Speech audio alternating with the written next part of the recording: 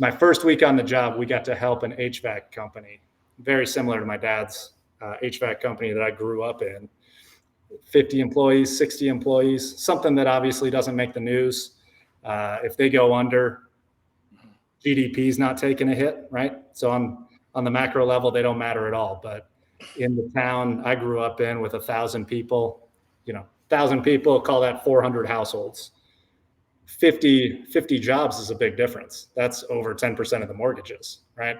Yeah. So immediately, like my first week on the job, maybe first 10 days, we got to help an HVAC company just like my dad's. And I said, wait, you didn't tell me the job is we get to help small and mid-sized businesses and help them survive an incident and protect their company. I knew at a high level we were helping protect companies, but it wasn't until I saw that first impactful moment that I thought, whoa, we're actually getting to protect the American dream. What a beautiful industry to get to spend a career in.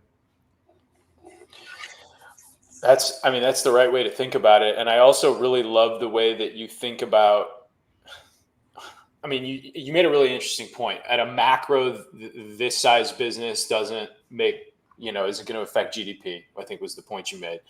But at a micro, it affects 400 households or whatever the number was 4,400 households.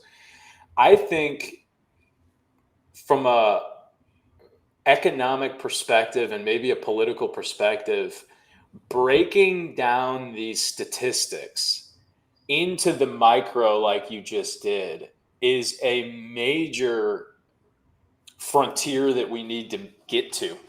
And the reason that I think that is because we look at the economy at a macro, like you just said, but the micro is where the seeds are planted for the future success of the macro. And if you're failing your micro everywhere and you're just looking at like a couple of large centers of value and saying, we're in good shape. And what happens in a Domino's franchise is when you have only 2 good employees, when one of those leaves, then you're really struggling. And the same thing is true in an economy. If you only have one major facilitator of jobs in a small town, if you lose that, or if you lose one of the 2, what happens to those people? And if you have too much failed micro, then you fail at a macro level, but it's so easy to dismiss the micro. So the way that you're thinking about that, I think I'm going to digest more. And I think we need to figure out how to talk like that about our economies, whether it's, state and local or at the federal level, being able to talk about where the micro is. But I think that's a wonderful way to approach it. And that's like a really strong intrinsic motivator for where you're holding what it is you're doing.